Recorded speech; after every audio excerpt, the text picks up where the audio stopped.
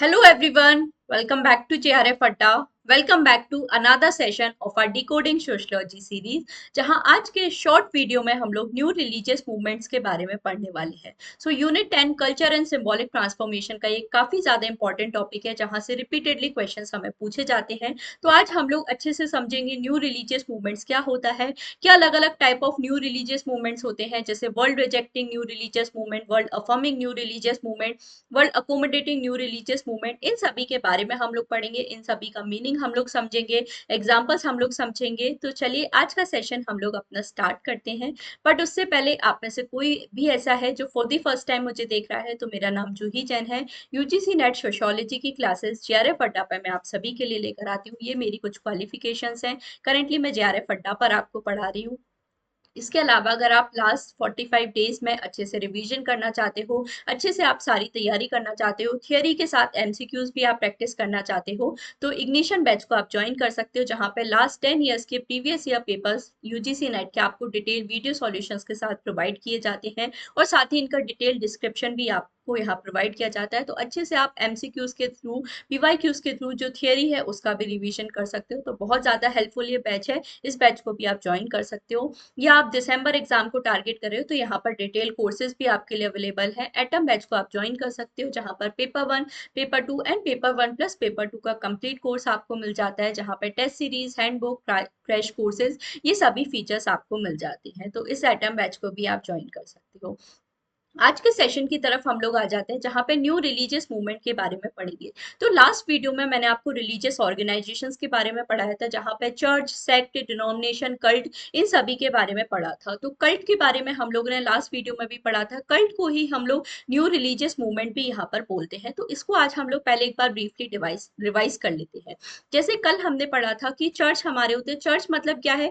कोई भी जो big establish form of religion है, जैसे हिंदुइज्म है, इस्लाम है, बुद्धिज्म है, क्रिश्चियनिटी है, ये सब क्या है? हमारे बिग एस्टेब्लिश रिलीजन है। या एक तरह से वेस्टर्न कंट्रीज की बात करें तो इसे हम लोग चर्च यहाँ पर बोल सकते हैं। अब कई बार हम लोग देखते हैं ये जो हमारे चर्च है या ये जो बिग हमारे रिलीजन्स हैं, इनके अंदर काफी सारे जो स्मॉल हमारे ग्रुप्स फॉर्म हो जाते हैं। और ये जो स्मॉल ग्रुप्स होते हैं, ये अगर अलग अपना कोई रिलीजियस ग्रुप बना रहे हैं, तो उसे हम लोग कल्ट या फिर न्यू रिलीजियस मूवमेंट भी हमारा बुला सकते हैं, जो ऑल्टरनेटिव प्रिंसिपल्स है उसको हमारा फॉलो करता है। तो न्यू रिलीजियस मूवमेंट को एक तरह से हम लोग काउंटर कल्चर का भी एग्जाम्पल बोल सकते हैं, क्योंकि ये जो हमारे रिलीजियस ग्रुप्स होते हैं, ये डोमिनेंट जो हमारा कल्चर है या डोमिनेंट जो रिलीजन है उसके अपोजिट में अपनी या उसके काउंटर तरीके से अपनी कुछ रिलीजियस वैल्यूज है या कल्चर अपने स्टेब्लिश करते हैं। तो कल्ट या फिर न्यू रिलीजियस मूवमेंट ऐसा ग्रुप होता है जो एक बड़े रिलीजन से हमारा निकल कर आया है, और जो अपनी ही अलग वैल्यूज है, रिलीजन है, प्रैक्टिसेस है, कल्चर अपना फॉलो कर रहा है। कई बार यहाँ पर हम लोग देखते हैं हॉस्टाइल रिसेप्शन, मतलब ये काफी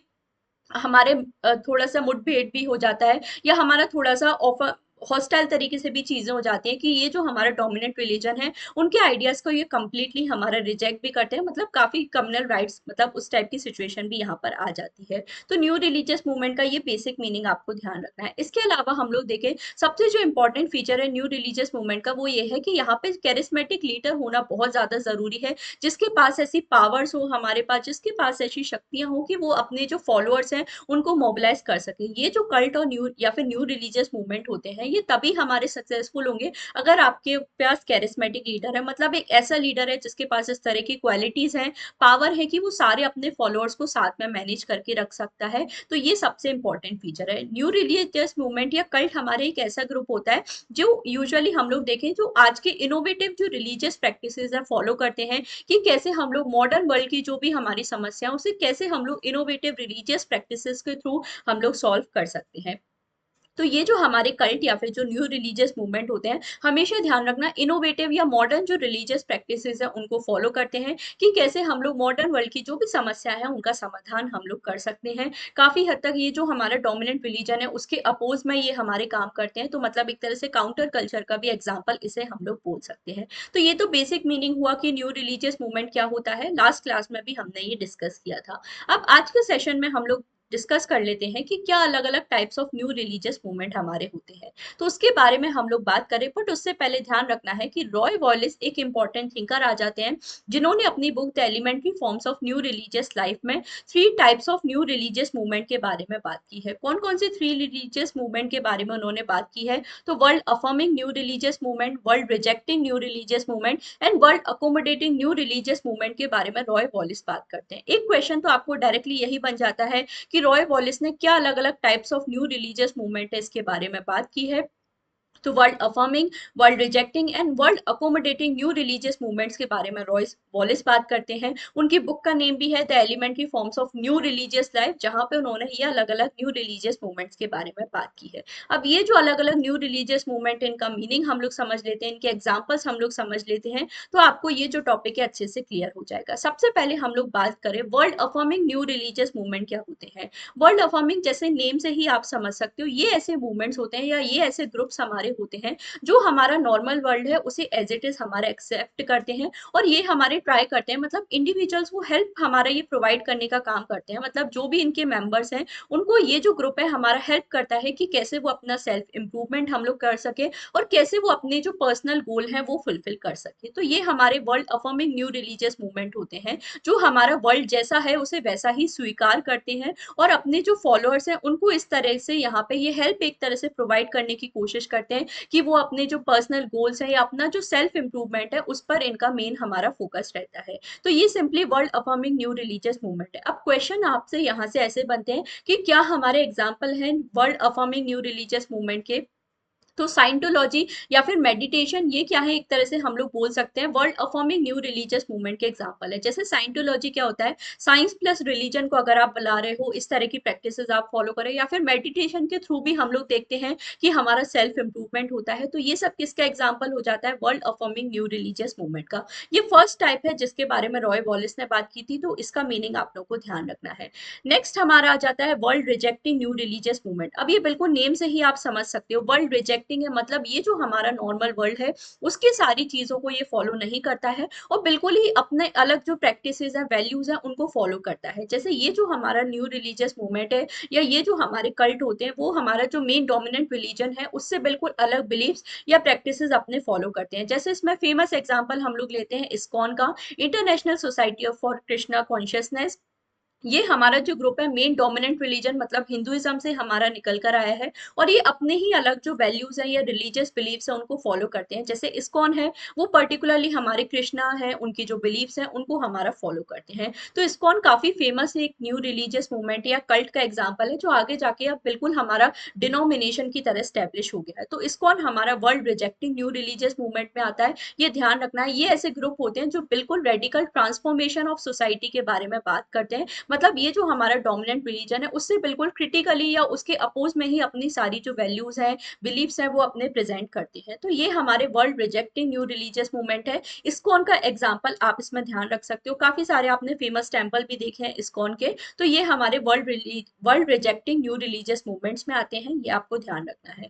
थर्ड हमारे आ जाते हैं world accommodating new religious movement.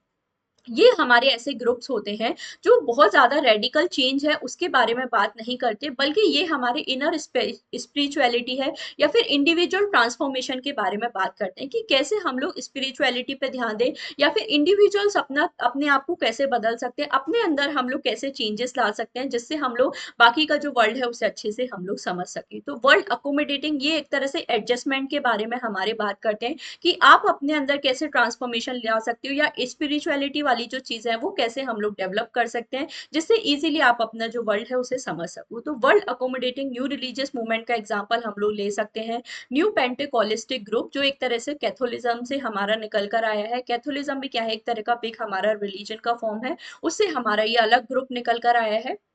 ये हमारा world accommodating new religious movement का एग्जांपल है। तो आई होप आपको ये जो थ्री अलग अलग types of new religious movement है या इनका मीनिंग आपको समझ में आया। सिंपल से टर्म्स हैं, सिंपल सा मीनिंग आपको ध्यान रखना है, बट जो मोस्ट इंपॉर्टेंट चीज है इनके एग्जाम्पल्स आपको जरूर ध्यान रखना है, क्योंकि एग्जाम में आपके इसी तरह के क्वेश्चन पूछे जाते हैं कि जैसे साइंटोलॉजी है तो वो किस type of new religious movement का एग्जाम्पल है। तो ये जो सभी एग्जाम्पल्स है ये आप लोग को अच्छे से ध्यान रखने हैं। तो आई होप आज का ये जो टॉपिक है न्यू रिलीजियस मूवमेंट का, ये आपको समझ में आया होगा। ये जो अलग अलग टाइप्स हमें रॉय वॉलिस ने दिए हैं, इनका मीनिंग आपको ध्यान रखना है।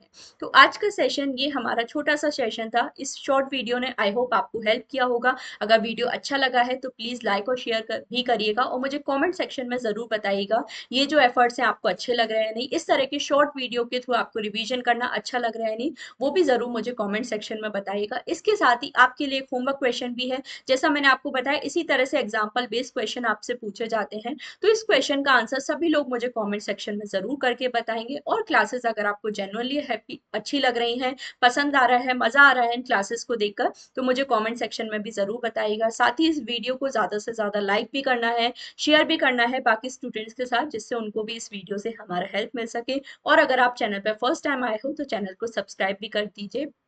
इसी तरह से अगर आप डिटेल में सारी चीजें पढ़ना चाहते हो, और भी ज्यादा डिटेल में टॉपिक्स कवर करना चाहते हो, एमसीक्यूज आप सॉल्व करना चाहते हो, तो डेली 3 PM पे मैं आपके लिए जेआरएफ अड्डा चैनल पर सोशियोलॉजी की क्लासेस लेकर आती हूँ। इन्हें आप फॉलो कर सकते हो। इसके साथ ही 8:30 AM मॉर्निंग में मैं आपके लिए पेपर 1 की क्लासेस भी लेकर आती हूँ। इन्हें भी आप फॉलो कर सकते हो। So don't forget to like and share this video, and comment करके भी जरूर बताना क्वेश्चन का आंसर एंड क्लासेस आपको कैसी लगी, वो भी मुझे जरूर बताइएगा। सो आज के लिए बस इतना ही। Thank you so much for joining the session.